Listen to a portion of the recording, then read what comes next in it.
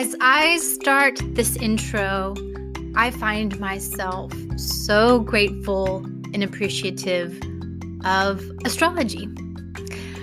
I know of so many people who speak so fluidly, and yet, if I don't want to have to re-record my intro 23 times, I have to write it out first. Well, that finally made sense when I learned that in my natal chart, Mercury is indeed in its native house of Gemini, which should mean I'm great with communication and language, but that my Mercury is retrograde. So what I found out is that means even though there could be talent, I'm wired so that my communication requires extra effort and that it often needs to be reconsidered, reworked, all the re's. So I'll include a link to the Molly McCord podcast episode in which I first heard that with my retrograde Mercury, this means my energy is more contemplative and that I probably want to sit with things, maybe even write down what I want to say first to decide what it is that I want to share.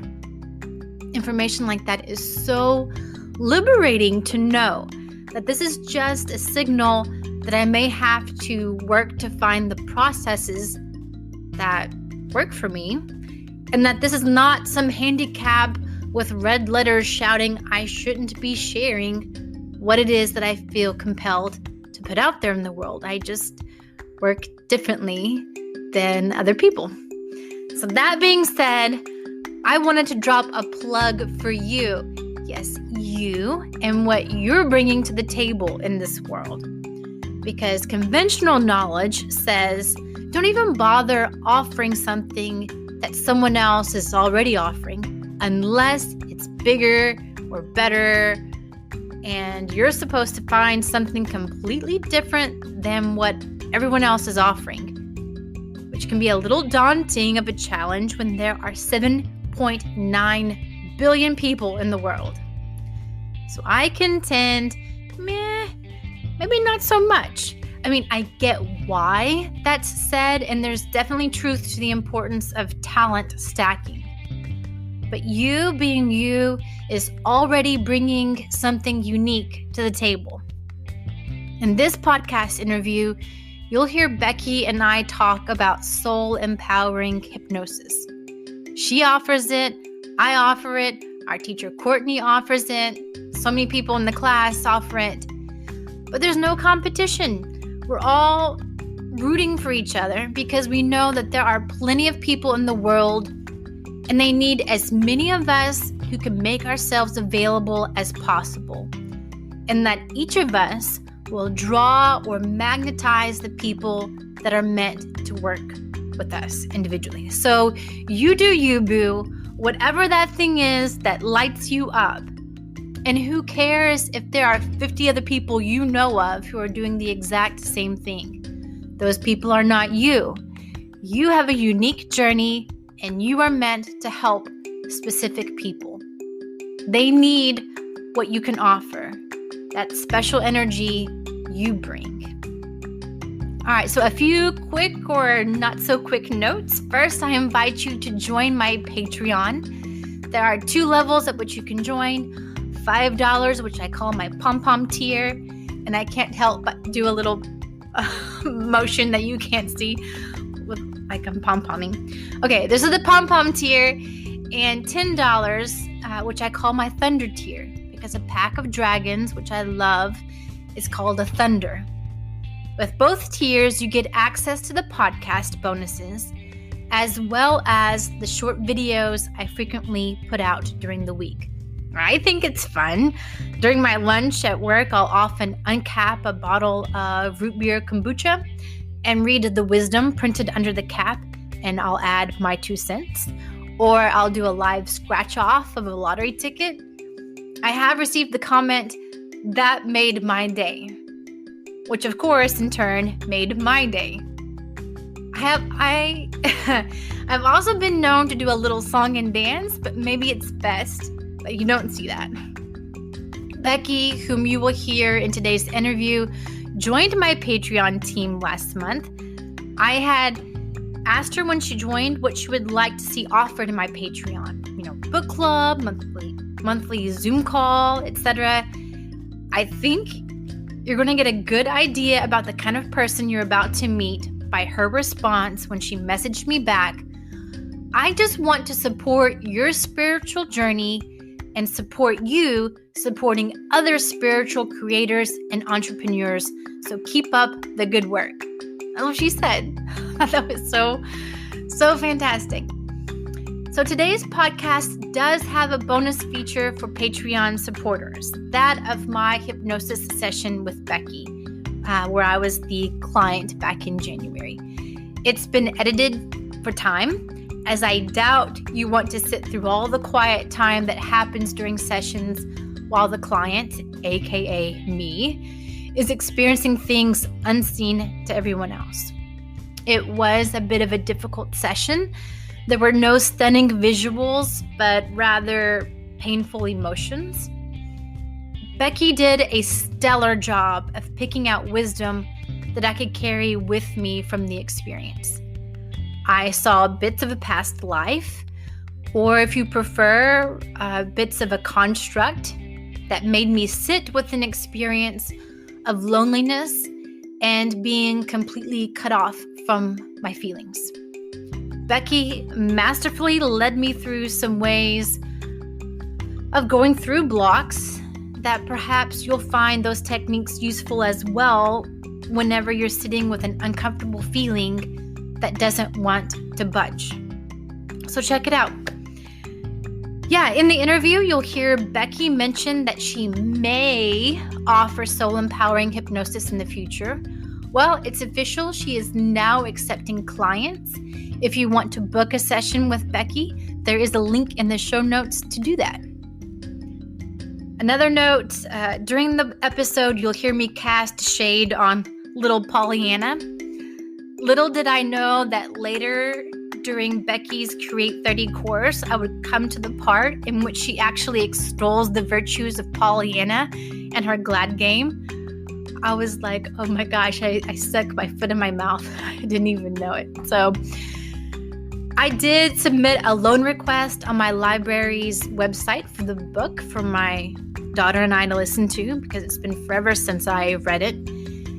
And I did find this fantastic quote from the book. Instead of always harping on a man's faults, tell him of his virtues. Try to pull him out of his rut of bad habits. Hold up to him his better self, his real self that can dare and do and win out. So my apologies to Pollyanna. I love it. Now, some of you may be listening to this on a platform that allows you to click on the hyperlink I have on Dolores Cannon's name in the show notes. For fun, I invite you to click on Dolores Cannon's website just to see the picture of her there. It will give you all the warm fuzzies. Either it will remind you of the grandma you had or the grandma you wished you'd had. Okay, you look at her and you just know that for your next birthday, you can expect a card in the mail with her chicken scratch greeting on the inside and a worn $1 bill. Or that come Christmas, she'll give you a special smile and conspiratorially whisper in your ear that Santa brought you an extra present tucked behind the tree. I got the feeling that when the photographer sat her down to take this picture, he said, "Now, Dolores, think of your favorite grandchild and give me a smile."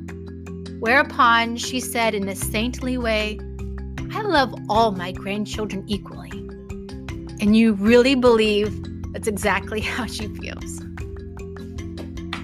All right, okay, so enough of that. Lastly, I want to encourage you to verbalize your thanks to those people in your life that are enriching your experience in ways both big and small.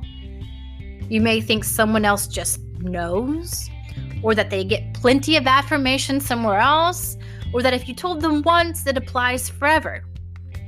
But here's a good mantra when it comes to appreciation. If you think it, say it. Thanks for joining me in Scheffy's Sandbox. I'm April Dawn Scheffler, and I invite you to play with me and my guest today, Becky Nevin. Thank you for having me. Well, in this segment, we pop into a virtual coffee house before hitting the beach. And being the benevolent host that I am, your order's on me. So what order do you give the barista? I'll just have a plain tea. When you say plain, is that Like black hot tea? Just plain black tea. Yes, hot preferred. Gotcha. Well, now that you have your hot, refreshing beverage, let's dive right in.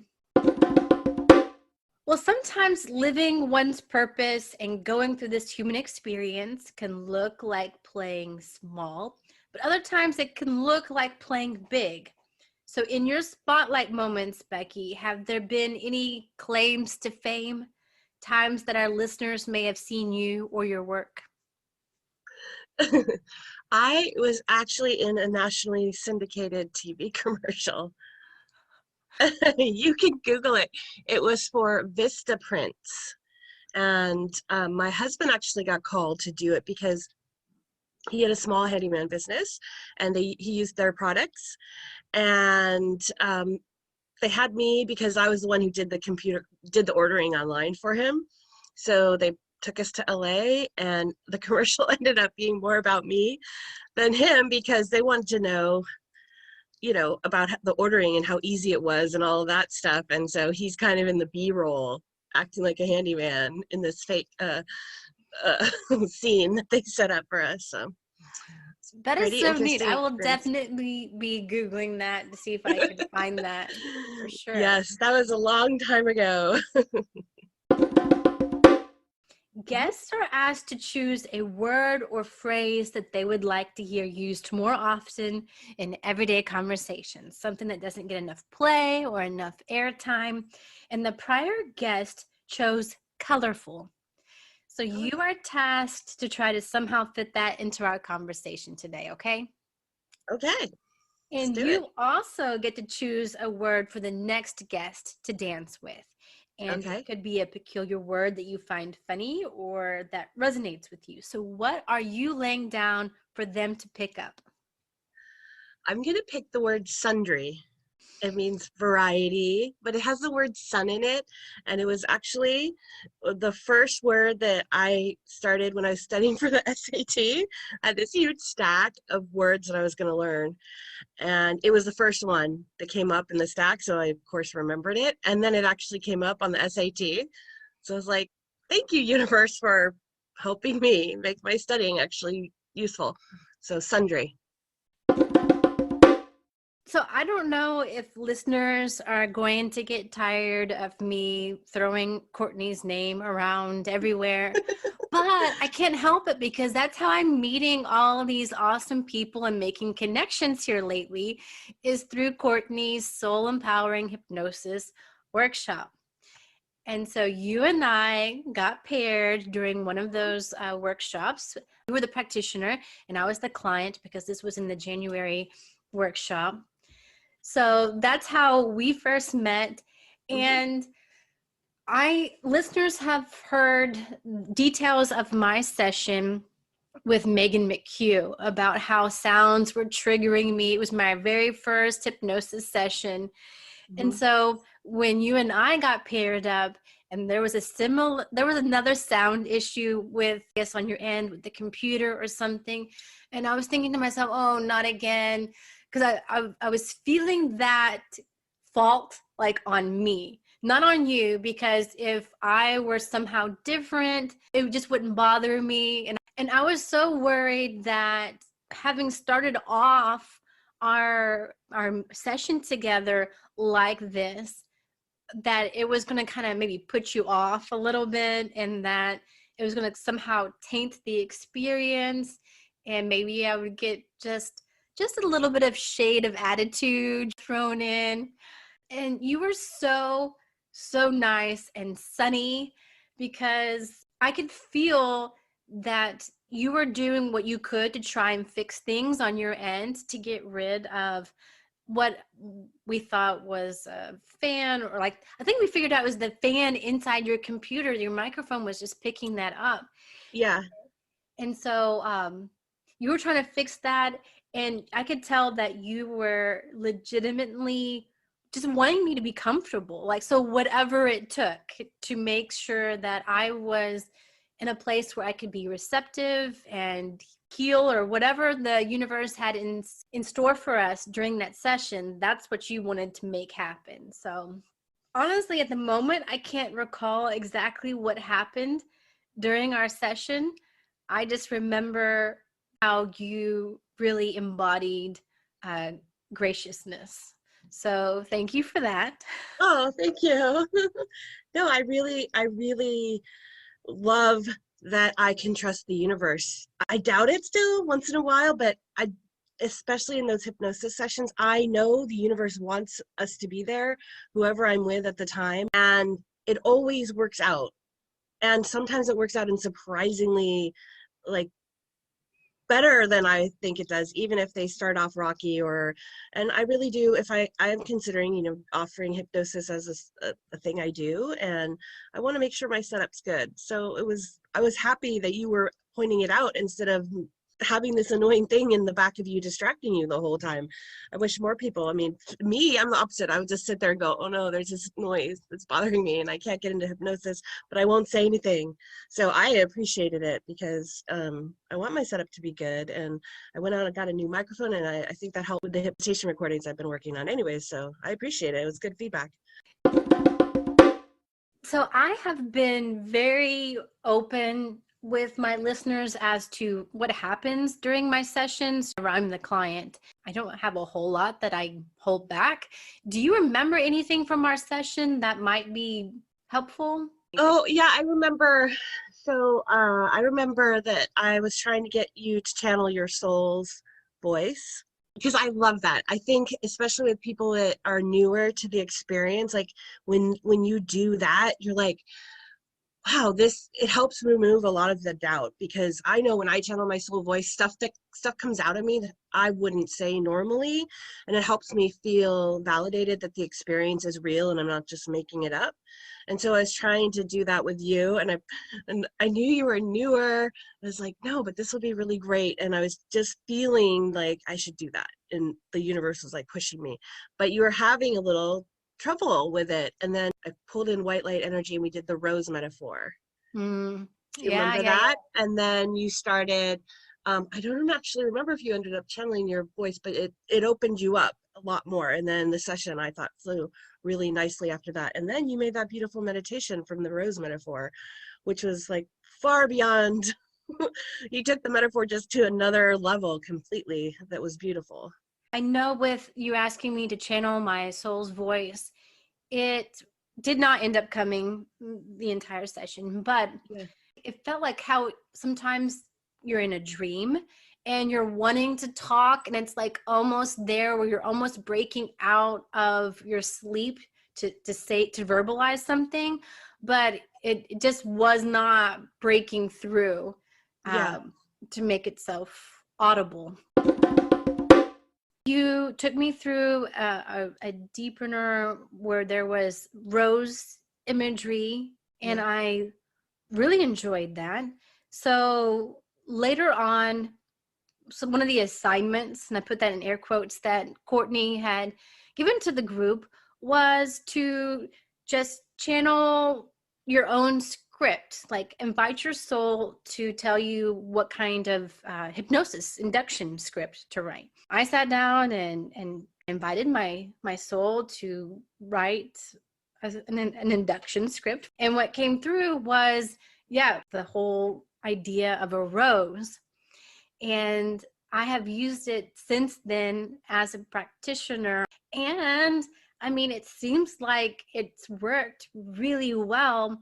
This last time, I didn't even bother trying maybe it was the last 2 times. I didn't even bother trying the deepener because, I mean, the sessions just took off straight with just the rose imagery. But fast forward until the next session, we came together as a group, and Courtney asked what we wanted to bring up. And I was just interested in finding out what everyone else had written for their, in air quotes, assignment, their challenge. And come to find out, I guess no one had anything written out, or at least ready to share, that wasn't ready to share.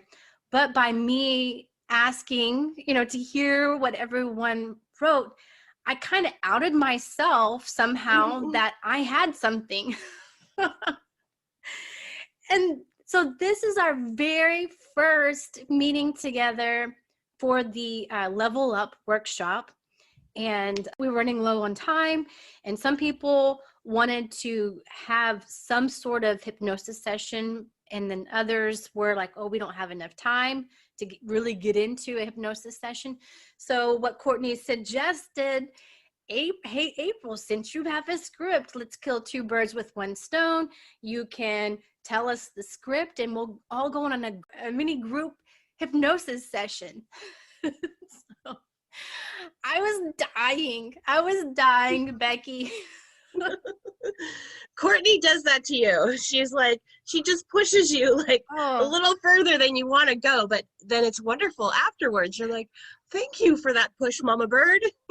I wanted to fly. I definitely felt like I was having to try out some wings that I didn't know if I had or not, but you had them. It was awesome. It was so challenging. I was just like, and so what I've been trying to do, whether it's preparing for an interview with the podcast or going into a hypnosis session, I just try not to think about it. Try to compartmentalize what's going on in my brain, and maybe I'm good at that because of trauma that's happened in my life. But I'm able to, sometimes I'm able to compartmentalize it, and I'm like, I can think about this later and trip out and freak out later, but right now let me just do what she asked me to do, and I can die of embarrassment later.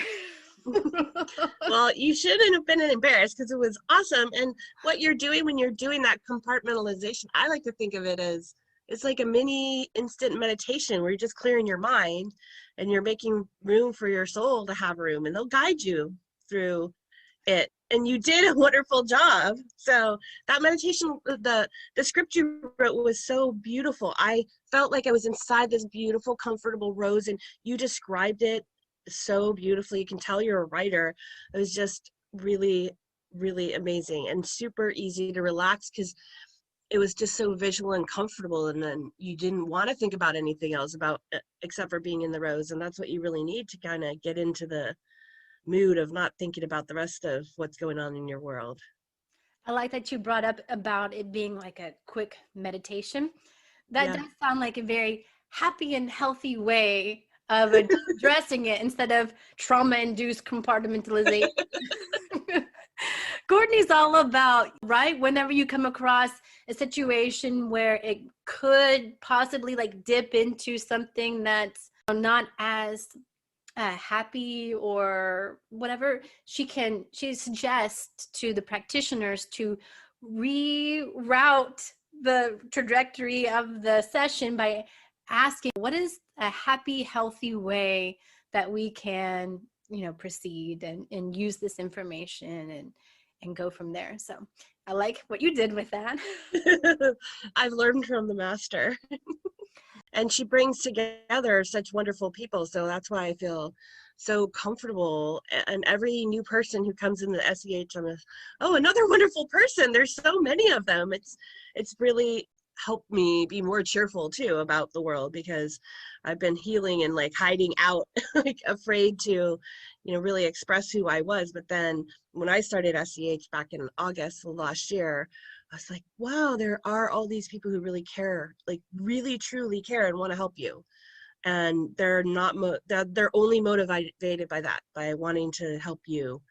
And, I was scared doing my first hypnosis session as a practitioner the first time. And that's where she was, pushing me. I almost didn't join the session. I was like, I'm not ready. I'll do it later. See how it goes your first time.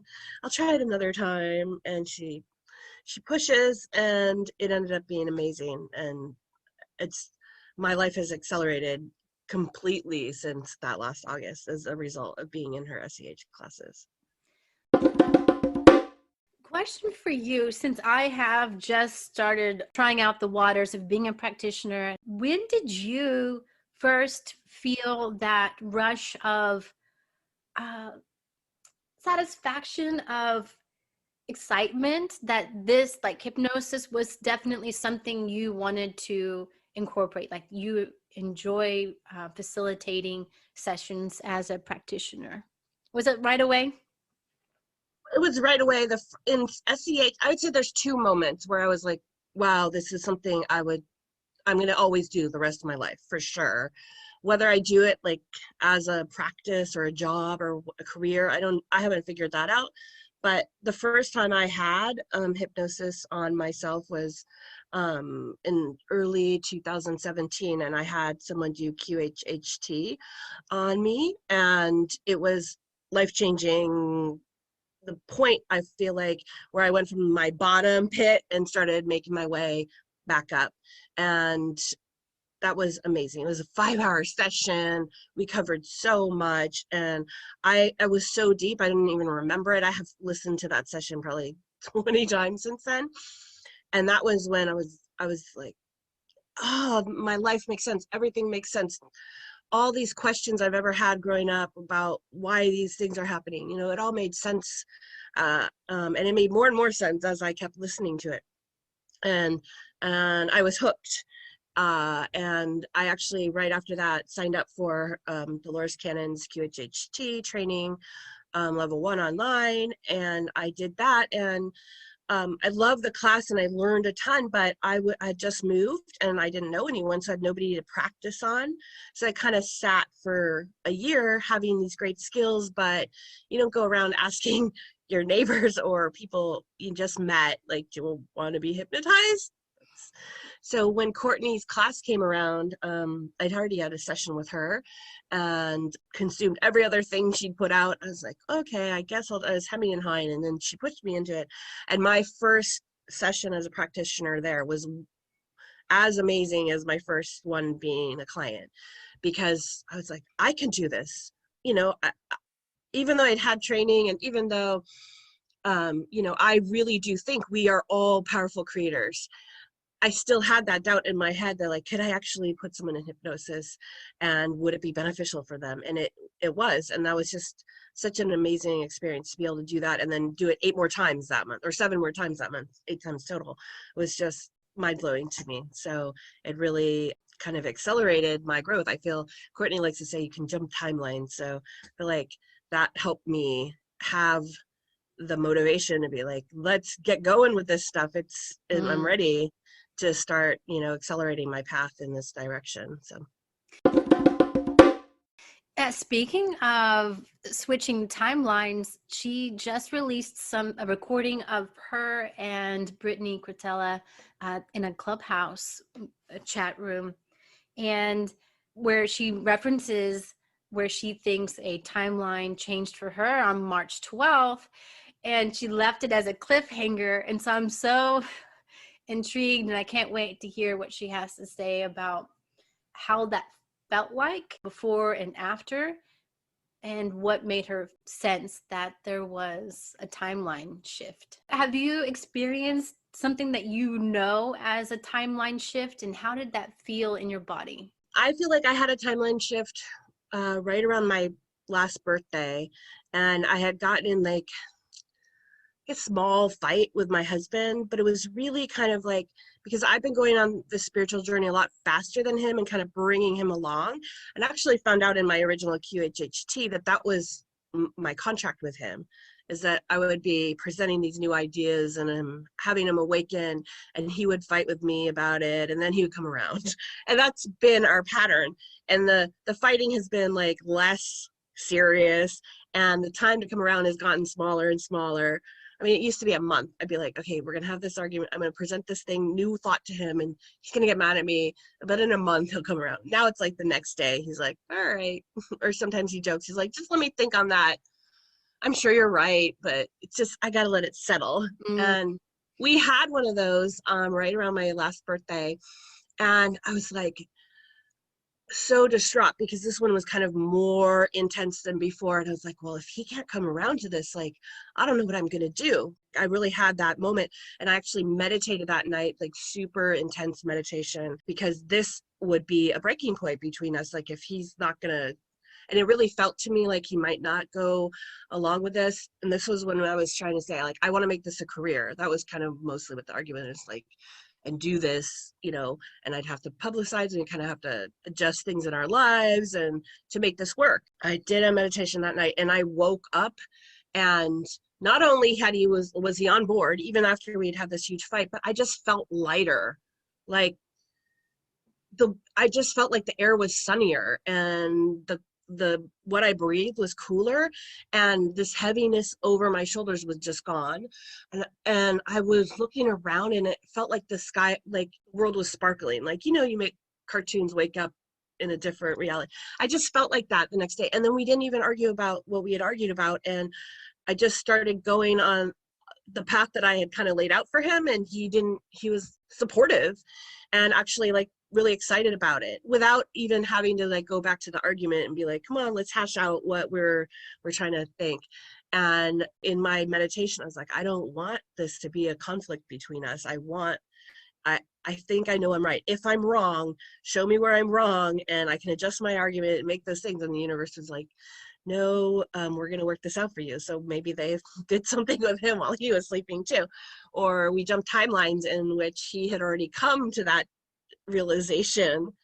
And then since then, it's been like a whirlwind, me building up this, you know, course that I'm working on and taking up a lot of our family time to do it. And then him just being 100% on board, supportive without any reservations, which is not usually what happens.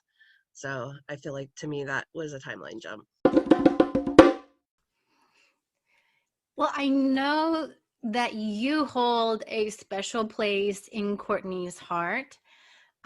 She attributes you as to being this impetus towards. She started her hypnosis membership on November 11th. So my birthday's in November. So obviously November is a special thing.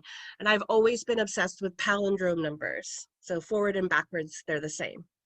So 1111 is not only an awesome palindrome, but it's like an angel number. It's my birth month number. I've always been obsessed. I attribute, like, whenever I see 1111 on the clock, the universe is saying, you're on track. Good job. Like, that's my little signal. When I see 11 at 12, I'm like, oh, something's off. And I have to figure out what it is, right? So I'm just one digit off from that magic number. So she starts advertising she's going to do this membership. And at this point, I was meditating so much in my life, like any moment, every spare moment, every single day. I was probably meditating 3 or 4 times a day.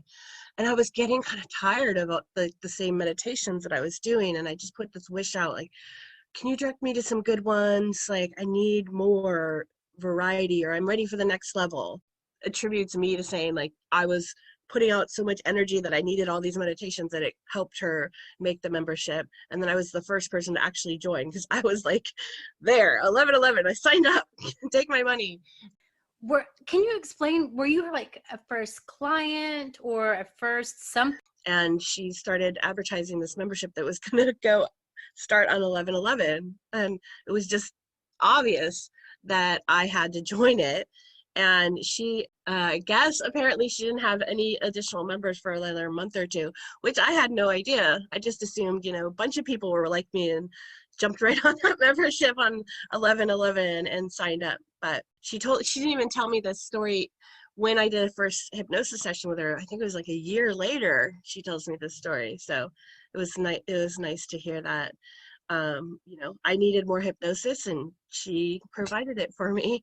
Yes. So that membership that she was offering, just to clarify for the listeners, yeah, is a membership in which once a month, right? Yeah.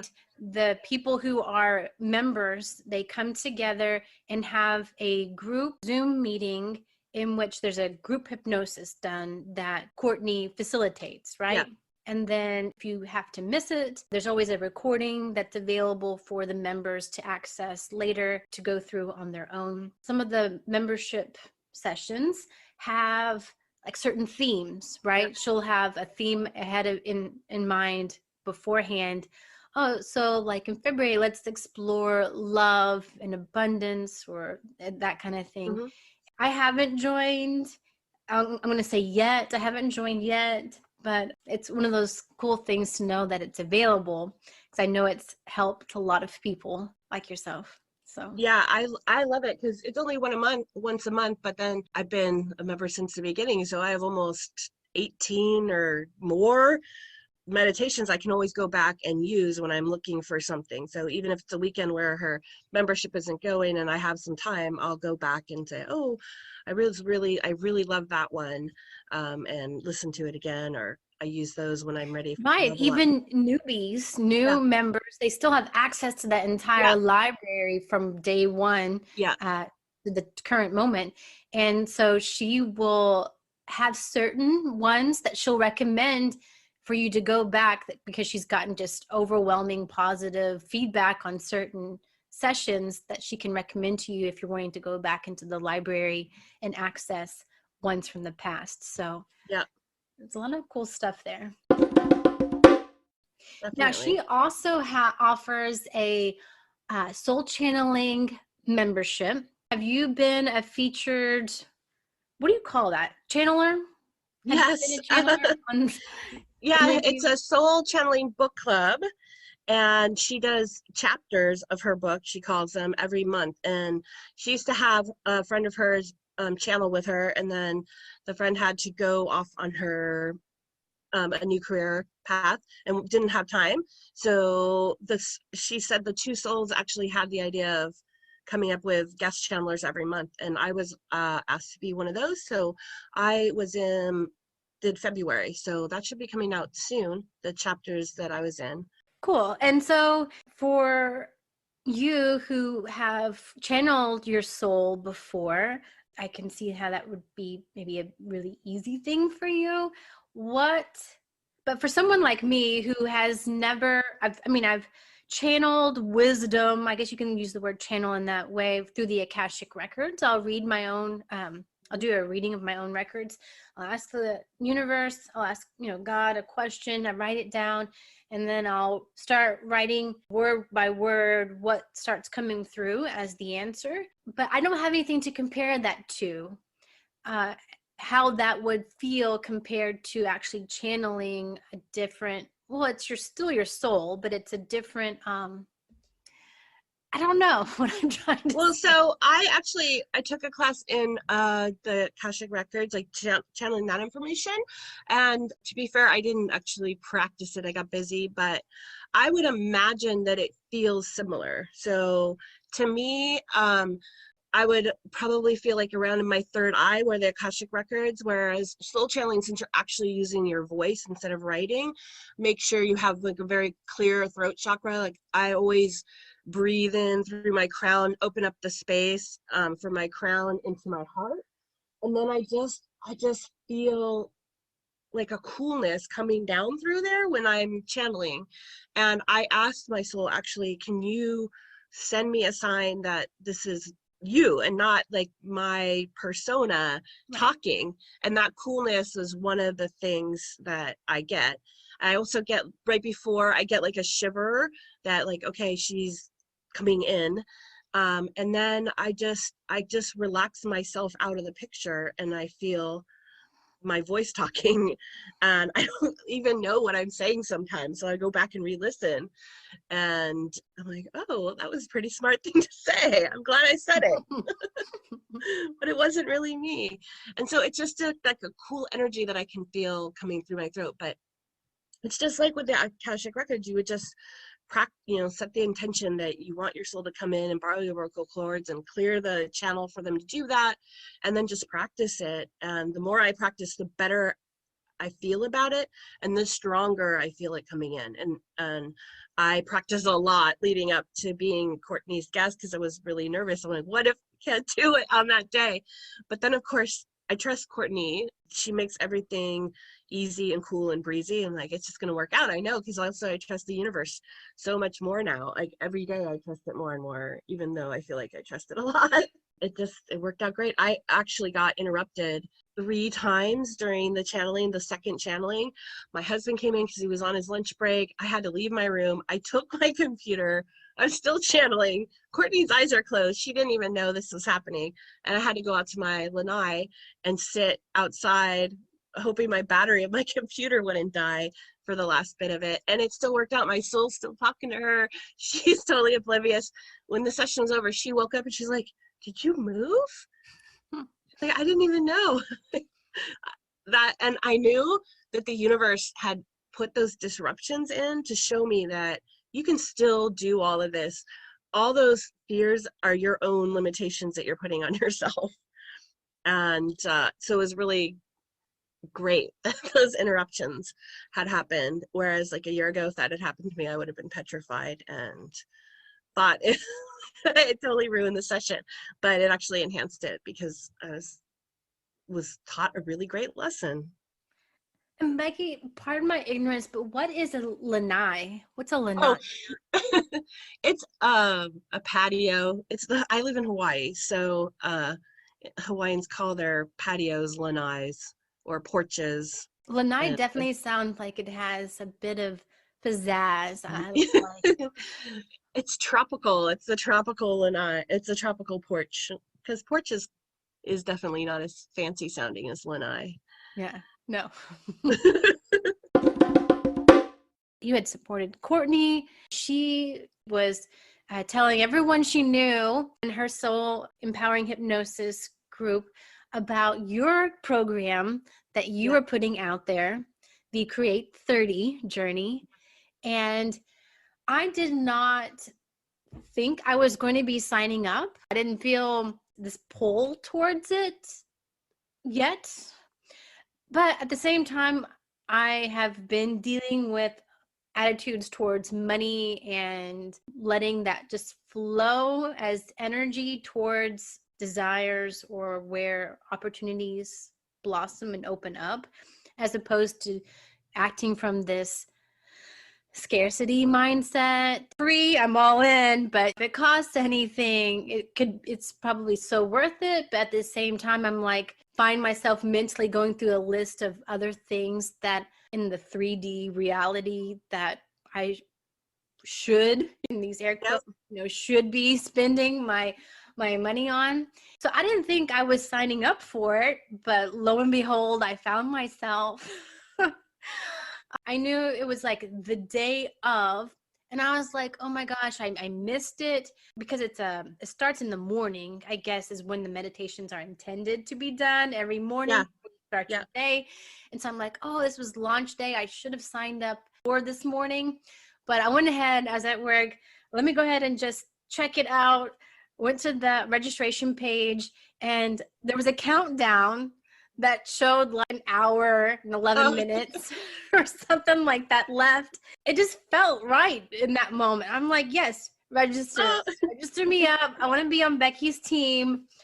And I want to see what this Create 30 is all about. I'm not even sure at this moment whether or not I had already secured you as a guest on the podcast. I don't think that was part of the angle because I knew you were already. No, I think we were already going to do the podcast. Okay. So yeah, I already knew that I had an in. I was going to be talking to you.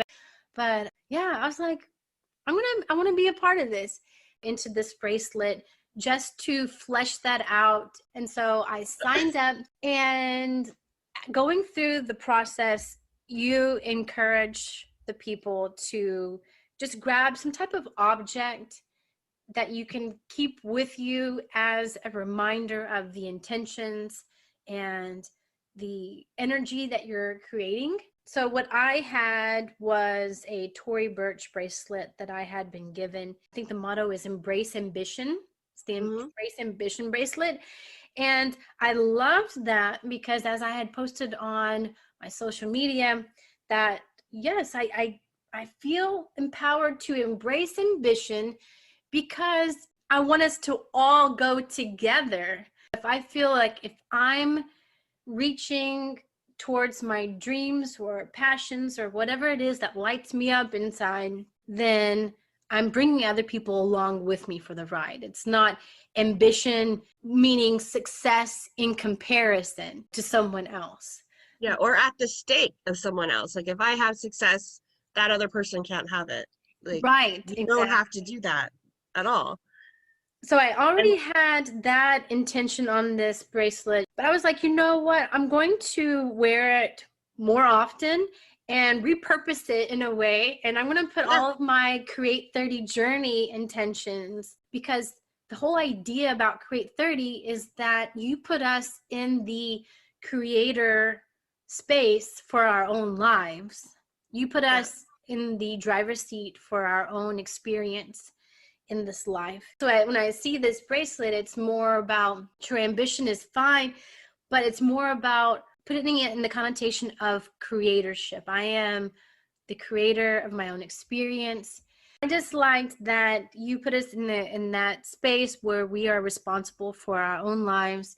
And another thing was when it came to the part of the Create 30 journey where you have to cultivate space for forgiveness and acceptance.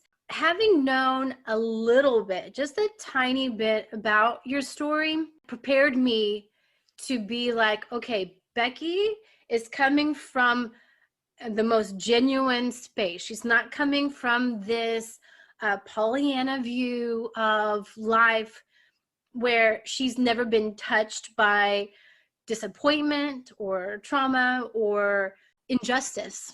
So I could feel the momentum behind your words, like it had brought you into a very different space where you were opening up and had really allowed acceptance and forgiveness to blossom. So I think that leads kind of well into me asking you about maybe your awakening where you realized that you wanted something different. sure. Yeah, my awakening happened because I lost my house to foreclosure. And I created this event in my life completely. But before that, I worked for a software company that did websites for nonprofits. So I thought, I was playing the hero role. I was going to come in and help all these nonprofits make this money. And, that would be how I would get through life feeling good about my life, right? Because I think that's what lots of us want. And I was never like thrilled. I made good money. I had respect. I had benefits. I was able to buy a house on that salary, which I did with my husband. And we fixed it up. Like literally every single aspect of the house was fixed up, small little house. And then it comes around time where I get this letter from my mortgage company saying, oh, we're going to sell your mortgage to this other company. And here's their information, and you should start paying them next month. I was like, okay. So I went out and I got my deed of trust and I looked at it, and in one of the clauses says, if there's a change in ownership, it has to be recorded at the county recording office. So that hadn't been done. I went and checked my county record, and so I wrote a letter to that mortgage company. And while I was doing research, I found out they were actually going out of business, which is probably why they were selling off these assets. And I was freaked out. I was like, okay, they're going to go out of business. I'm not going to have this in the county record. I'm going to pay money to this new company I've never heard of. I never signed papers with. I have no idea who they are. So I wrote letters to both companies. I said, can you please put proof either in the public record or show me the document where X company signed over document to X company. So at the end of 30 years, when I've spent all my life paying this mortgage, I would have proof that I paid it to the right people. Right? That's really what I was looking for. And turns out I wrote letters to both companies, and they both sent me back a photocopy of my deed of trust and the note that I had signed, the original ones that I already had copies of sitting in my file. And I was like, why would they do that? Like, how is that proof that they exchanged one to the other? And I don't want to get into the whole mortgage business, but I kept fighting them. I was like, I need proof. I'm not going to spend my life paying basically a third of what I make every month to you guys without knowing I'm paying the right person, and when I'm done it's going to be paid off. And I just felt like justice would prevail, and at some point I would get this, even though the second company put in, started the foreclosure procedure.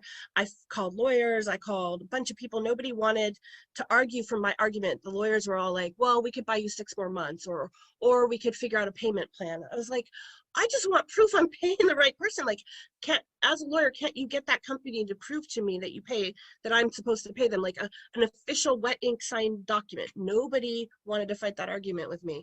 And so there's a lot of craziness going on with that industry. So I just kept fighting it because I knew I was right. It came to the point where there were police at my door, and my kids were at their grandparents, thankfully. And the officers were really nice and polite, but they're like, you have to leave, and I'm going to give you 30 minutes to pack up stuff.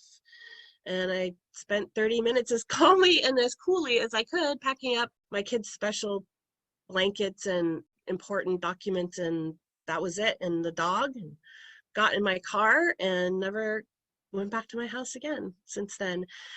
And, to this day, I don't, I don't know what happened to, where my mortgage is floating around as some mortgage-backed security out there, that I don't even know that the second company ever had the right to. That was really hard. And I was basically homeless at that point.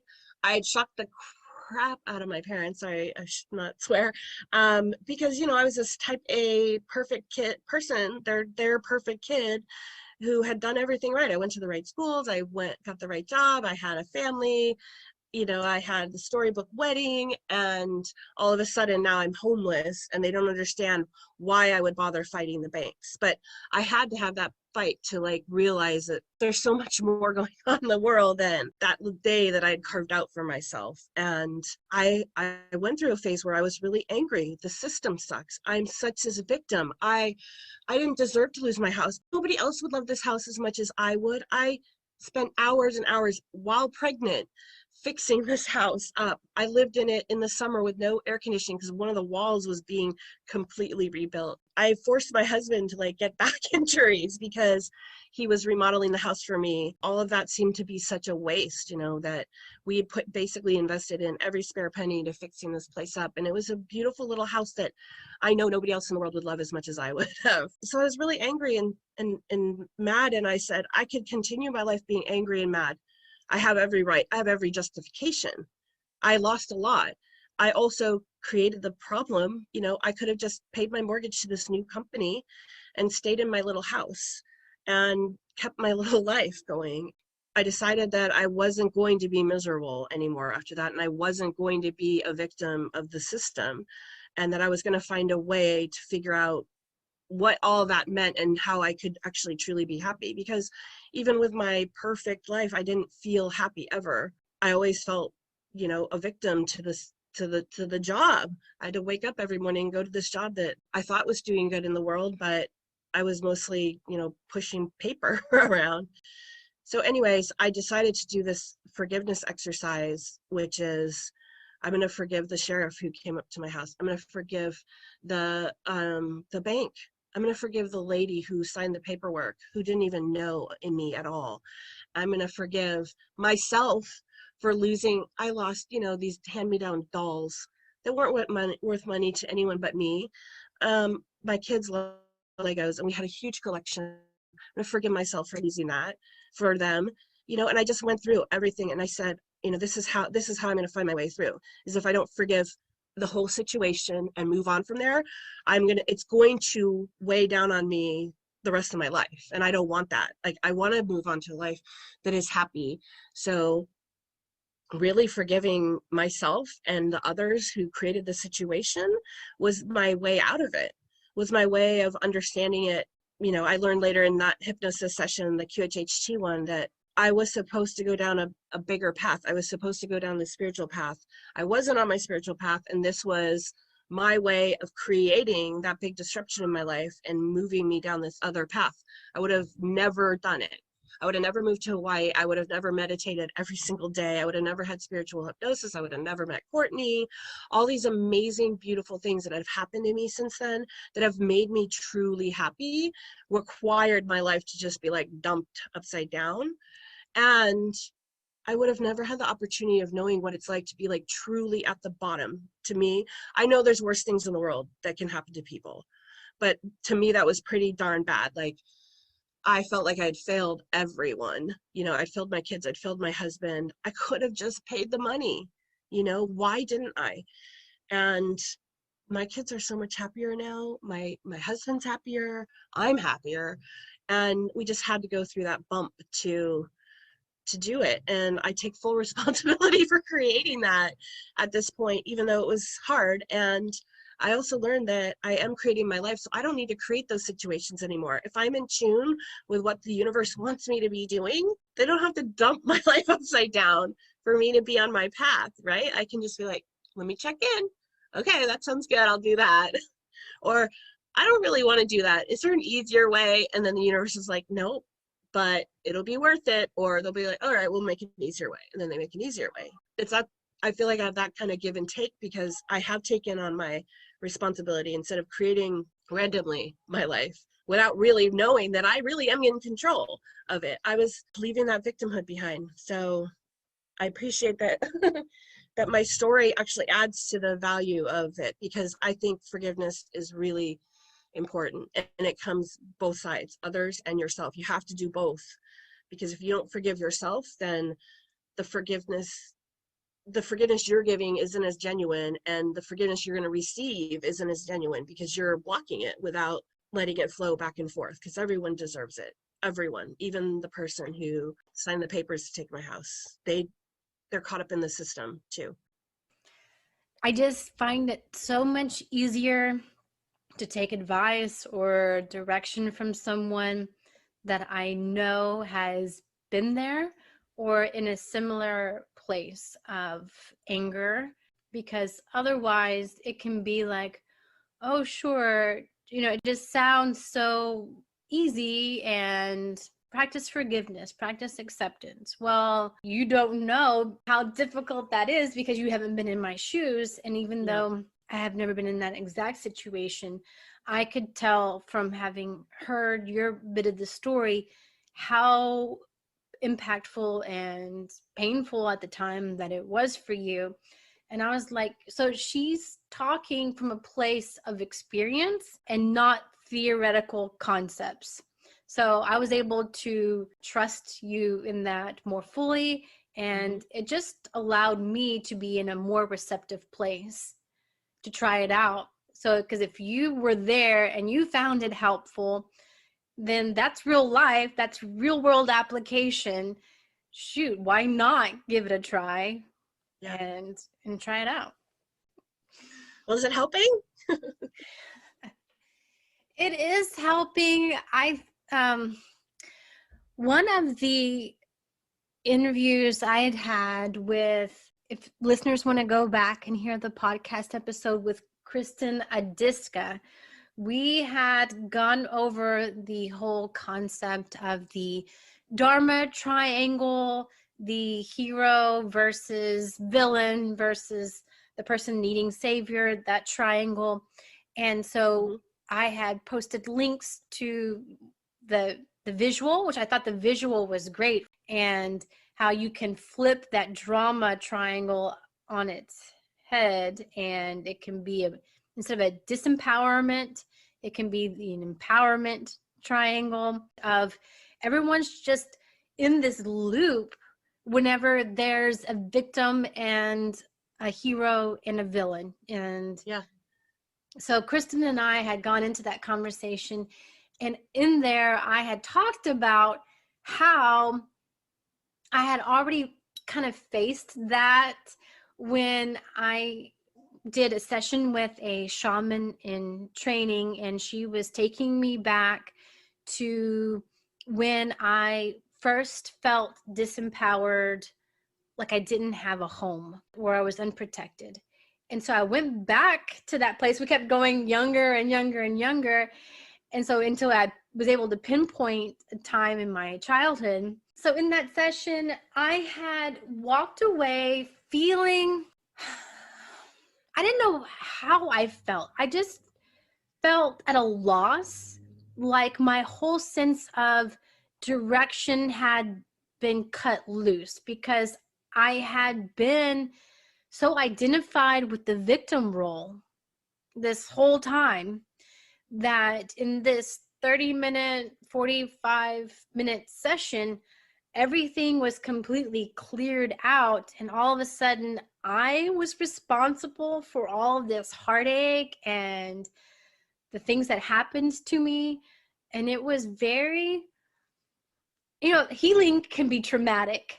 So I felt in a way that healing was very traumatic because I didn't know what to do with that. I created that for myself at such a young age, and just coming to grips with and owning responsibility for life since then, having put myself as the victim, and all the situations since then where it's been played out in different scenarios. People will change, the setting will change, but still there's a villain, there's a victim, and you're always looking for that hero. And then like the best movies show you that you are the superhero, right? Like it's the person who is made fun of, the wimpy kid, the nerd, the whatever. They find within themselves something happens, they are the superhero. And I love that your program puts you into the driver's seat. So I feel like even though it wasn't new information, I did really love it being brought to my awareness again and hearing it from a different, a different person. Yeah. So I hope that people can get outside of that victim, villain, hero, because I feel like each of those roles have stress in them. Like the hero needs to have a victim. Otherwise they don't feel like they have their purpose in being able to rescue someone. So then the victim, obviously nobody wants to be the victim. And then if there's going to be a victim, someone also has to play the role of the victimizer, the bad guy. And nobody really wants to play that, right? Hopefully.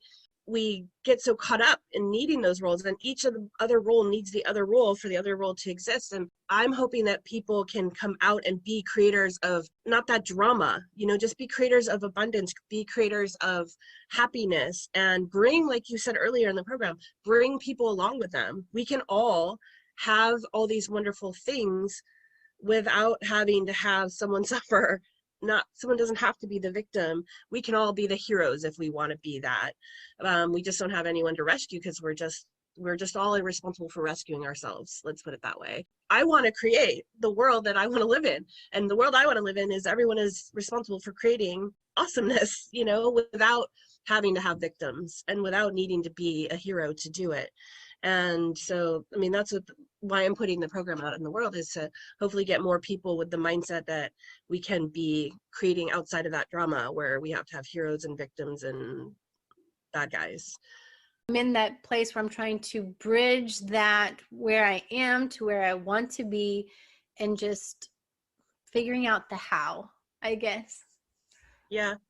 Well, what is really interesting is my session with Courtney was about last year this time, and I was actually told by the universe, because I was asking that same question. I was starting to feel like my healing was like the forgiveness had gone out and come back to me. The acceptance had gone out. I was feeling like, okay, I'm ready. And the universe is like, no, you need to chill out. Like another year, they actually said, and it's about a year now. And they're like, you need to play with your kids. You need to go out in the sunshine and just relax. You've never spent a year just relaxing. And you need to meditate a lot, and it'll just start happening. And that's, I'm going to say Courtney created another thing for me that I was asking for, and that's connection with other spiritually minded people. Because it's like, I'm ready now to stop hiding in my little healing box and come out and be a part of the world again, but with the new kind of people that I want to surround myself with. And that's when SDH came right at that time too. And I started meeting all these wonderful people and seeing that there are other people that actually agree with this new kind of mindset that I've been working on for the last 2 years, and that we can all help each other, and that we can all create beautiful realities, and that there's abundance all around us. And the universe might want you to be in kind of a holding pattern and just kind of soak up before they launch you into the next thing. Because now I was even told, you're going to then, once after this year of relaxation, your life is going to accelerate, and you're going to be really glad that you spent that year kind of just basking in just where you were then. And I already am glad, because my kids are now, they're hitting the like little kid era and going into like the older kid, and they're leaving the phase where they want to just super snuggle. And I'm like, I'm so glad I spent that year where I just like snuggled with them, and I played with them, and I sat on the floor, and I didn't worry about when I had to get dinner or whatever else I had to do. I really invested in playing with them. And I feel like that's going to pay me dividends with my relationships with them in the future, that I did take that time. And thank you, universe, for just giving me the heads up and actually giving me the permission. Like, I don't know why, but sometimes we just need to be given the permission to just chill and enjoy where we are. And I see my kids now getting more friendships and being distracted and not having all that time to be with me. And that's a good thing, because then I can work on my own projects, but it also makes me a little sad. So I think there are really times where we go up and down, where we're supposed to be really productive, and then we're supposed to really chill out, and then go back to a productive time when we're ready. You don't need to know where that bridge is taking you just yet. It's there though. Tell us, when you found yourself homeless, Yeah. how did you go from there to living in Hawaii? Oh, well, so I had really confused parents, like didn't understand my story at all. And I kind of kept it from them because I didn't think they would understand. Lawyers weren't understanding me. My dad actually sat me down and could see I was in misery at this point. And he knew I was a perfectionist and I didn't like to be looked at as being like a failure. And my dad was like, well, we have our townhouse in Tucson, Arizona, and we want to put it on the market, but it's not on the market yet. So why don't you go there and just spend some time and figure it out. So I had that awesome resource, and I had really wonderful parents. they didn't want to be around me in that mood, which was smart of them, that they're like sending me a kind of like, go to the mountaintop and figure your stuff out and come back, and we'll support you. My husband and I took our family and our one carload of stuff to Tucson, and we had a tiny bit of money. I meditated so much for that whole month, and then we would go up the mountains and hike, and we had some family friends, and we just sat there and kind of tried to figure out what we were going to do. My husband's parents have a house in Hawaii, and they said, you guys can stay there, but we have renters coming in in the beginning of the year. And this was like October. And I was like, could we figure out our whole life in the 2-month span that we have this free place to live? Like, can we get a job, all the things you need to just survive? Or we can stay in Tucson and have a little bit more time to figure stuff out. But I was like, Tucson's beautiful. There's beautiful mountains there. But I have a choice now, like Hawaii or Tucson. And I'm already at the bottom. It's like, I can't get any worse. So where would, if I was going to have this perfect world, where would I rather be? I was like, Hawaii. And everyone's like, it's expensive there. The cost of living there. So I'm like, I lived in California. The cost of living it's going to be rough no matter what. I have no job. So I either get a job or not. And so we just picked Hawaii, and we had this timeline. We packed up, we had to borrow some money, got our car shipped, had suitcases worth of stuff we took on the plane with us, a little bit of stuff that I had actually stored at my parents' house that we shipped over on a pallet. So that was it. And we stayed at my in-laws' house for 2 months, and we just, I was going to become a teacher, I figured. I could do that. I'd always had an interest in that, and Hawaii has a lot of turnover. And so I started taking the test to be able to do that. And my husband just put together his resume and was handing it out everywhere. Then I did my QHHT session, and that was, of course, the first question I had to ask, like, what's going to happen? Am I going to have to fly back home from Hawaii having not secured a life here? And there's like, nope, a house is coming and you guys will be fine. I'm like, can you give me some more details? And they're like, no, we're not going to. And I was like, how am I going to get a house? I have a horrible credit score. I have a foreclosure on my credit score. I have no money. And the rental, was really strict here. So for what we can afford, we're 5 people. They usually like limit it to 4. There's lots of strict rental rules here. Plus the bad credit score. I was like, I don't know how that's going to happen. Like, this QHHT stuff just felt right. But 4 days later, my husband gets a call. One of the resumes that he had turned in was to a management company that works for these big hotel properties, well, big condo community properties. And they offered him a resident manager job that came with a house. So no credit score needed to get a house in a condo right across the street from an awesome beach in Hawaii. And he manages all the contracts, construction, the crews that come in and clean and do the landscaping and stuff. And it's been an opportunity for me. I used to be the breadwinner mostly, to have the more time to work on my spiritual journey, and worked out perfectly. So I didn't even know there was a job called resident manager until he got the call that day. And he wasn't particularly applying for that job. He was just, here's my resume, handing him out to construction companies and whatnot. So it worked out. And now I've been able to improve my credit score. So when I'm ready to move out, we can hopefully. How did the QHHT come into your awareness? Was that just a flyer or word of mouth? I don't know. I mean, I was doing searches like on the internet, starting when I was in Tucson, just saying, meaning of life. What is the meaning of life? Like, why are we here? What is the point? Like, those are the kind of, I was just searching the internet. Before I really knew to just, why don't you just ask the universe directly? Before I learned that, I was just asking Google to give me the answers. And I was just digging. And I found if you go to like the 3rd page in Google, instead of whatever they put at the top, you get better information. So I just kept digging, and I came across Dolores canon, and it just resonated with me. So I read everything I could get my hands on that didn't cost money, because it was in my lack phase of life then. It seemed right. Like, it seemed like this is where the answers would be. Those answers, like, what is the meaning of life? Why are we here? Like, why do we come and put ourselves through these dramas that are so painful? Why do we create a system that's so unfair, where there's so many victims? It didn't make sense to me. It was so painful. I mean, I'm flying into Hawaii with these beautiful estates of these people who visit them once a year. And people are like, oh, you're going to Hawaii. It wasn't a vacation to me. It was 2 months of like, how am I going to figure this life out? Trying not to be mad that I'm homeless, basically, like on borrowed time. I wasn't doing tourist stuff. I was stressing about how we were going to pay bills after 2 months of being there, and hoping not to like have another failure on my belt and go back being homeless somewhere else and not as nice weather, I guess. So yeah, when I saw Dolores Cannon's work, I just felt like there has to be so much more than what we get in our day-to-day lives. And that's where these answers are going to come from.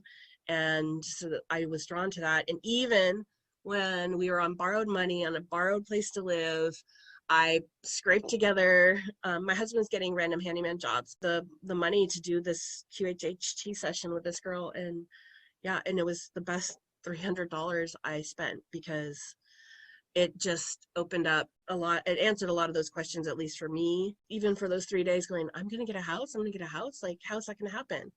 And then having it appear to me in 3 or 4 days, where I had said all these things in my way, like, I don't have a credit score, we don't have the money, like, we don't have a job, my husband was working handyman jobs, but not enough to prove income, to even get a place to live. I had all these blocks, and I was like, but the universe can make miracles. And to me, like, some people could doubt it and say, oh, it wasn't a miracle, because there are those jobs that come with houses, but he got it like 4 days after I had the session, and we hadn't applied to that job specifically. He just was throwing, like, those people who hand out papers on the street. He was like, take my resume. So after that session, I was just mind blown. I listened to it 100 times, and I, like I said, after that, I took the training, and I couldn't get enough, because I wanted those real answers. Like, why do we get into these victim triangles? And then I can go back to even, my childhood. I had things that were traumatic. Even though I had really great parents, I was bullied pretty severely. I moved a lot in school. And if you look at it as if you created those experiences for yourself from that lens, you find value from them. And I was like, oh, it put me on this track, and it allowed me to, when I come across people who've had those experiences, to empathize with them. It allowed me to be open-minded about these things, so I could go back through my childhood traumas and apply the fact that I created them and extract the lesson from it. I mean, at the time too, I was feeling guilt about my 3 kids. They were motivating me to like become better, but I was also feeling so guilty. I created these 3 little helpless people to be homeless. But QHHT helped me to see, like, they're probably more magical and more spiritual, higher level beings than I could even be. I don't know. And they chose me to be their mom, and they chose to have this experience. And in a later session, like, they chose to come watch someone have this great awakening, which would empower their awakening to other things later in their life. And that to me makes sense. Like, if we take ourselves out of the victim role and really see that we created it from before we even were created, it makes sense. Like, those questions, like, why did we do this to ourselves? That's the only place where I've been able to find that answer. So you have that life-altering QHHT session. Yeah. You love it so much. You go get the training. At what point did you decide to take what has happened to you up to this point, the tools that you've accumulated, and decide to put it out there into the universe as the Create 30 journey? So I'd say 2 things. So taking that first soul empowerment hypnosis with Courtney, where I saw, like, oh my gosh, I can actually do this, like, and people will benefit from this knowledge that I have, and the fact that I am trusting the universe, that things will work out and the sessions will work out. That confidence I gained, and then those 8 sessions, I learned so much. I was a practitioner, but I learned so much. I felt like the universe in every session was telling me something, and they were preparing me to feel the confidence that, yes, you've learned a lot. Your lesson is valuable. Other people could gain from it. Don't hide it anymore. And then that time shift jump that I had at my birthday, where I was thinking about doing this with my husband and having that conversation, and got in an argument. And I was like, I really feel compelled that all the signs are that I need to do this. And if I don't have his support, it's not going to work. And then waking up the next morning and feeling like it's working. And then December holiday comes around, he's giving me every minute. He takes the kids every minute to write the course out. It just, those 2 things together was like, the universe is lining up everything for me to do this. And the timeline switched so that I've had 100% of his support since that time. And the confidence from, knowing that I can actually help people from what I've learned through this journey. And that's part of the reason I had to go through the journey, is so that I could do that. And that's what even makes the struggle worth it. Like, I learned that too. Yeah, so you have street cred now, Becky. I know. And I'm still getting benefits from that trauma I created for myself. So I guess that's why we create it. I mean, we create it to learn these lessons, and the lessons you can keep learning new lessons from that old thing if you just let it evolve. So even though there was a specific launch date that I ended up getting on the bandwagon at the right time with an hour to spare. I have to explain that to you, because I put that date there to be that was like my grand intention, right? So I was putting it out in the universe that, even because I homeschool my kids too. So I had these 2 weeks of Christmas vacation that they were on, where I got most of it done, but I hadn't had it all done. I'm like, okay, I'm just gonna put a date, and I picked a date I liked, the numbers wise, and that was really like, universe, help me out. It wasn't really like, it wasn't intended to be like an official launch date. You can start Create 30 any day that you want, but it was my way of like, that's the line where I need to be done, or I at least need to be able to allow people to start it, and I can have the last week still, I could still be working that out, which I was. And then you signed up and we're all ready to go, and I was like, oh, I gotta get that last 2 weeks done, like perfected out. So you were the good motivator to help me get the last bit just like finalized. And I had to excuse my husband, there's someone in the class, like, I still need some time, you still gotta help me out on weekends, like, let me do my recording. So it was good. But well, that explains why. Like, I didn't even know I was going to be signing up, and then I was signed up. I guess the universe wanted you to, because the clock wasn't just for me to get done, it was to motivate you to join it. And so you're the first one, you're ahead. There's a couple other people who started last weekend, or this weekend on Saturday, and you're the first one who will finish. You'll finish first, even though you were the third to sign up. So people picked different start dates, and I haven't even promoted it other than Courtney promoting it for me, because I was afraid to before I got it done. And I still have a few little things to tinker with. There's some noise in some of the meditations that I want to fix, but yeah, and then I'm gonna let the world know about it. This is actually the start, like talking to you. Exactly. Yes. And I'm excited to play whatever part. Well, thank you. Thank you for the motivation. And thank you for appreciating my time clock, which was really my countdown to myself. I'd look at it and go, ooh. Yeah, the countdown, I think it was that extra little oomph that I needed, because I thought I wanted to be a part of the energy at the launch. I wanted to be part of that first day, whatever. And then I thought I had possibly missed out, and then I saw that I had an hour left. Well, you were definitely part of the energy of the launch, because at least motivating me. So I appreciate that, and you'll always have a little special place in my heart for being there at the beginning. And we can explain maybe a little bit more about what people can expect whenever they sign up. You have just explained they can sign up at any time. We already talked about how once a week at the beginning of the week, allow for a little longer meditation, 40 minutes to an hour, right? Once a week. But then after that, the rest of the week, it's a quick, really setting the intention for that day, and we get to see your smiling face. And I love that we got to the I think it was the Creating Love week this past week, and you were wearing your favorite sweater. And you mentioned that in the video, you live in Hawaii, and there really aren't those many opportunities to wear a sweater in Hawaii. Yes. But that just because you love it that much, and you were encouraging us to create love, you were going to wear that sweater, darn it. And just hopefully that message and that energy, that feeling would bleed out onto us, that we would feel that. And so it had just crossed my mind, I wonder if Becky's going to wear this sweater for our interview today. Yes. I had to wear it. She's wearing the sweater. I am.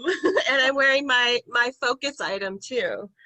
So I had to. It's got to send you my love energy. I love it.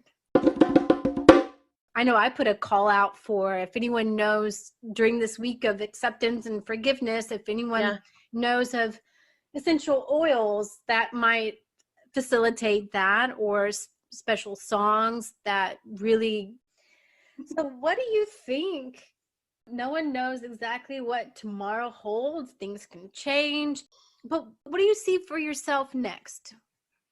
What's up for Becky? Well, I probably am going to spend the most of my free time when I'm not homeschooling my kids, which I've sort of neglected the last 2 months. We're gonna have to do some summer school, I think, to make up for it. But I'm also hoping, since everyone's homeschooling, we've all sort of had a little off year. I'm probably going to be spending my time, just getting the word out about Create 30.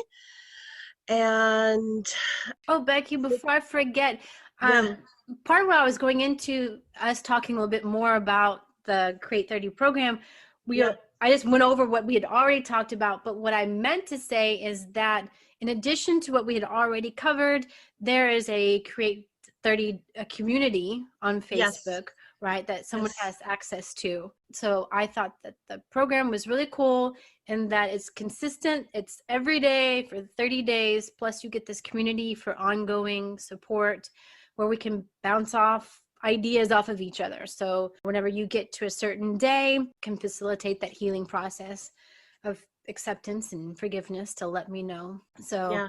I think that's a cool feature of it too. Thank you. Yeah, well, so I mean, Create 30 is supposed to be a culmination of everything I wanted from the universe for healing. So that's why we start out with forgiveness, because that was the first step I took in forgiving the world, forgiving myself, just letting those things go through forgiveness, going on to accepting that, I had a part in creating all of this, and I have a part in creating my life in the future. I am creating my life in the future. So that the weeks have themes and they build on each other. So we got to get through that healing and the clearing and acceptance. And then our brain physically makes patterns in the physicality of our brain, and they kind of stay there. And that's why we have habits, right? Because the brain wants to go through that easy path that's already been laid. We're trying to change that. And so I found this in meditation. Love can heal those channels. And so it allows you to create new channels. So we spend the second week kind of basking in love energy to kind of heal that. And then we move on to fun stuff like abundance, because abundance can mean so many things. It's not just financial, it's just feeling happy about life and feeling there's a purpose. To me, that's been my abundance. And knowing that the universe will provide for you when you ask for it too. And then moving into our true creative power is the final week. And while it's set up in 30 days, I wanted that so people can kind of get all the juice and not take the 2.5 years I took. You can, if your schedule requires it, do a day a week, and that'll be beneficial. You could just do it on the weekends if that's works for you. And then I hope people find it valuable enough that there's a lull, or you like, oh, I lost my creative power, I lost that mindset, that you can pop in and be like, I'm going to do this week over in the future, because it's really helpful. I hope that it's that useful to people that you can use it to check in. But the intentions are really general, like just today we're going to create love, today we're going to create forgiveness. And the idea is, like, once you have spent so much time in the process, the pattern, like get up in the morning, set an intention, visualize it, energize it, live it that day, that you can do that with your own intentions in the future, because you've learned kind of the technique, or you can adjust my technique into a technique that works better for you. But that my life has been dramatically improved by every morning, at least trying to spend 5 minutes before I get into the chaos of the day, just saying, how's this day going to go? How do I want it to go? Where am I going to set my energy? And that's why you asked me about my future, is that, I want to build more courses and maybe offer hypnosis sessions one-on-one. I was hesitant about it, but I definitely want to stay in this space and have it be my future thing, wherever it might take me, and just keep listening to the universe telling me, you're doing great, go this way, because I can help myself continue to heal, because I'm still doing that. I had a great session last Saturday in SEH, and heal a little bit of my childhood stuff, and I can help others heal too. And that's creating the world that I want to live in, where we're all helping each other be the best versions of ourselves and get out of that victim, hero, villain drama, kind of bask in fun and joy.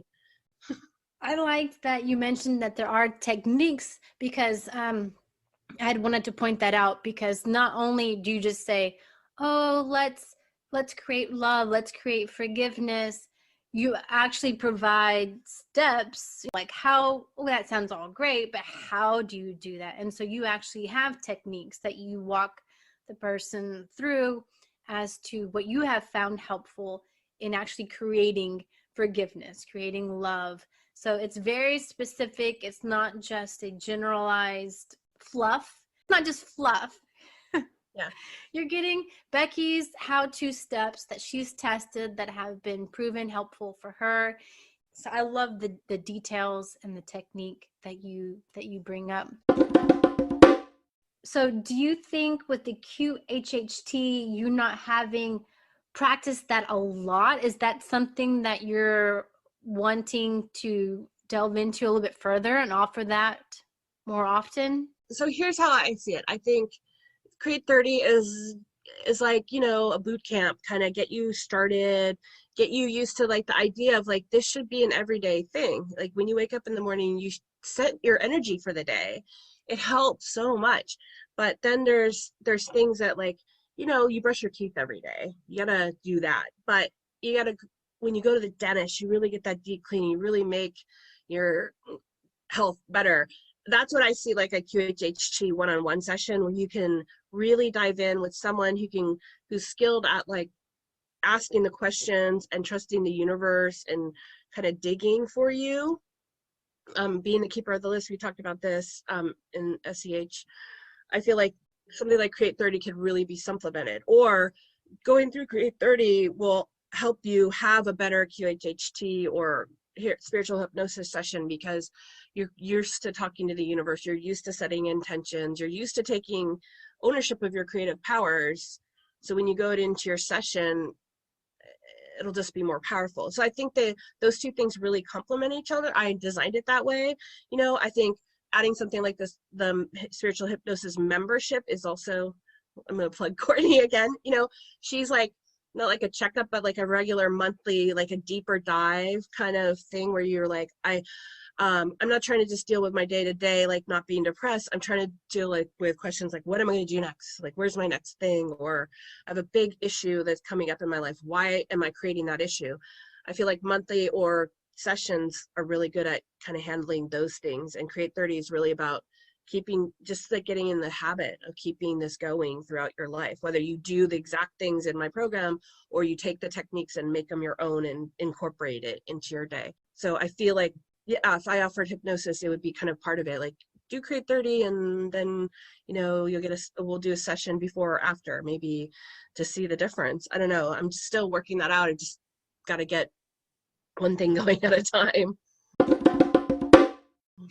Right. And then you are staying busy, because not only do I see you in the soul empowering hypnosis and I see your face in the Create 30 videos, but I'm also seeing and talking with you once a week during the Be Your Own Numerologist Zoom call, because one of our classmates, colleagues in the hypnosis workshop is Michelle. I've interviewed her on the podcast before. Mm-hmm.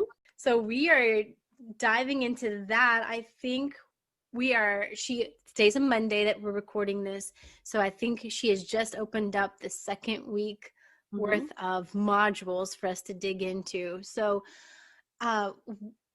yeah, you stay busy. I'm seeing you all over this small universe of mine. Yeah.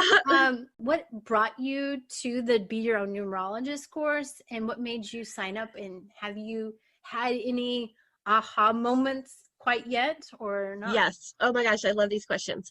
So Michelle was in the SEH August workshop, the first one that Courtney did, where I was almost going to drop out. I was so nervous. She was the second person that I was practitioner on.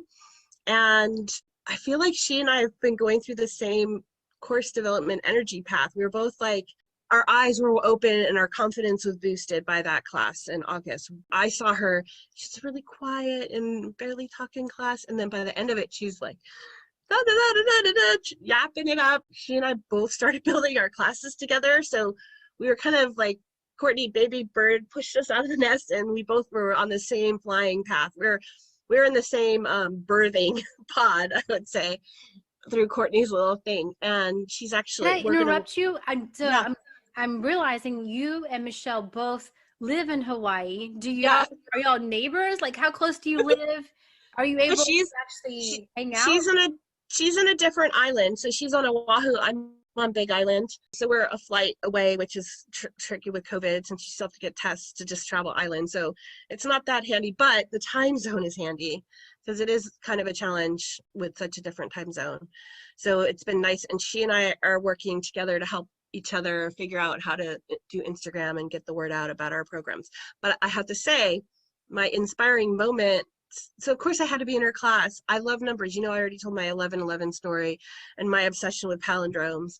So she did my numbers because in one of the classes I offered to be practitioner when I had signed up to be client. That was the second time I went around. She's like, well, I'll run your numbers for you since you're being so nice. I'm like, okay, I don't need that. But she did my numbers and I was blown away. Like my numbers basically predicted that I was going to move to Hawaii. And now she knew I was in Hawaii, but my numbers had spelled out 808 in a bunch of different ways. And that's the area code of Hawaii. And I was like, and it's a palindrome. So I was like, 808, a palindrome in my numbers. I was supposed to be Hawaii. All this is amazing. Plus there's a bunch of other things that she told me about my numbers that just rang true. And so I was blown away by that. And then of course, so she says she's going to build a class where you could do this yourselves because I want to know about my kids and my husband and my mom. I'm going to do numbers on everything.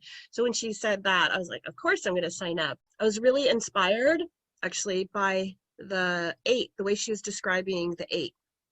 Now it's looped back in, and it's also the symbol for infinity. And I had written a different script for manifesting magic, which is one of the longer, it's actually not very long, weekend meditations. And I used the 8 because of her inspiration as the manifesting visualization. So you go in and you take your intention that you want to manifest and you visualize this 8 because that it's such a good symbol for the reason why the law of attraction works is because we're all one at the deepest level, right? And that's what the infinity symbol stands for, right? We're all connected and it all comes back to us at some point.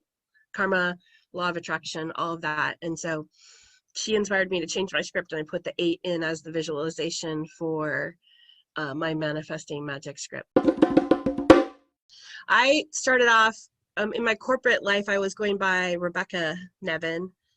My real name is Rebecca Lee, all one word. And since Soul Empowering Hypnosis, I've switched back to Becky, which is the childhood name that I had, which to me was like more fun, more like joyful, more, spontaneous, playful. I have an aunt, Becky. Yeah. And so whenever my mom would write out cards, she would always put Rebecca, on the name of the card. And my aunt would always know who the card was from because my mom was the only one that would say Rebecca. Yeah. So I feel, it's a playful name. And I was like, I went to Rebecca because I thought I'd be more serious in the corporate world and I don't want to be that person anymore. So even though Michelle didn't she ran it on my like official birth certificate name. The energy that I want to put out for sure is the Becky. So Becky, how can people find out more about you and follow what you're making in your own sandbox? Oh, I have a website, create30journey.com, and I'm on Instagram at create30journey. I love how in the Lifestylist podcast, Luke Story ends his pods asking his guests this question, so I'm including it in mine. Who have been 3 teachers or teachings in your life that you might share with our audience that they could go research and also learn from? Well, so the first I would have to say definitely Dolores Cannon. If you're listening to this, probably you've done a decent amount of research, but everything she's done I found to be really, really useful and helpful to me in my journey. That's number 1.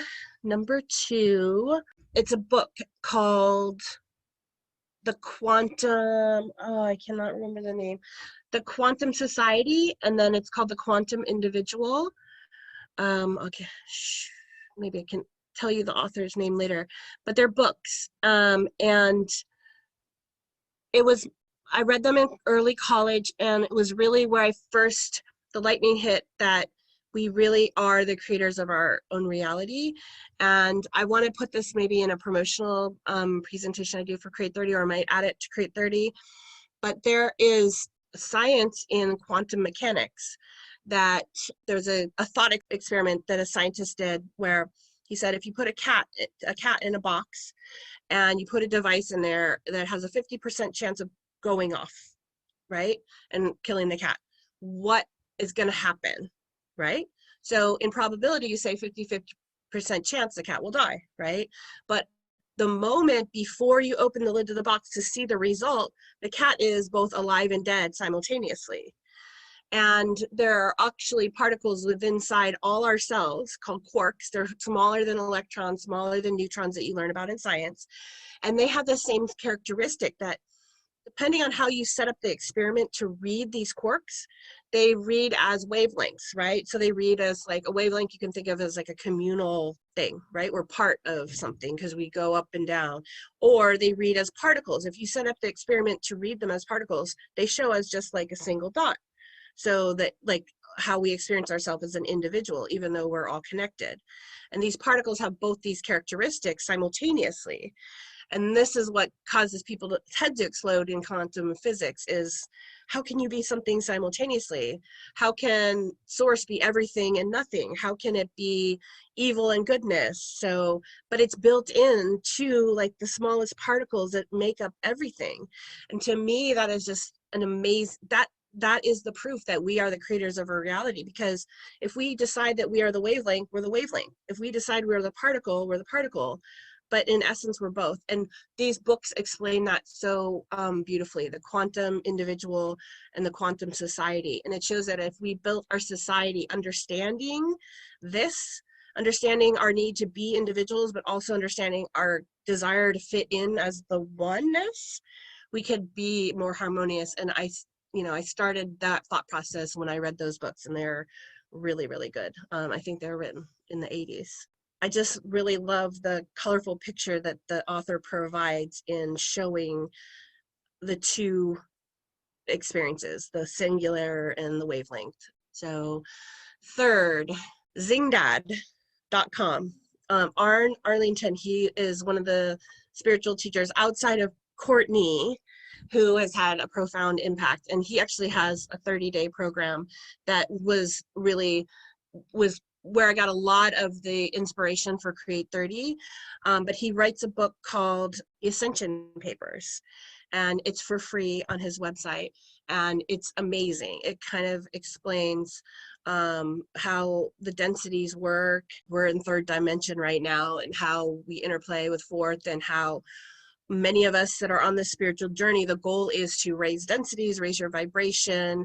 As you raise densities, your creative powers, your powers to create realities become more powerful. So the law of attraction works faster for you. So that's one of the reasons we work through love and healing, so that we can raise our densities. And his books really were life-changing. They just resonated so much with me, the Ascension Papers. And he has a bunch of other great writings. He talks a lot about creating your own reality. It's really influential outside of Dolores Cannon and Courtney. I should have put Courtney. Can I have 4? I think I talked about her enough. You can totally have 4. Well, then Courtney would be my 4th, since I tell her to create stuff for me, and she creates it, and then I heal more and more. And the latest is being able to be around all these great spiritual people and really not feeling alone anymore, having kind of intentionally isolated myself, like moving to an island where I'm away from people, and just digesting a lot and internally, and not even trying to make friends, just because I wanted to just be a better version of me before I even came out into the world and started making these connections again, and just making them in truth in my new self that makes so much more sense to me than my old self did. But thank you, old self, anyways, for getting me to hear.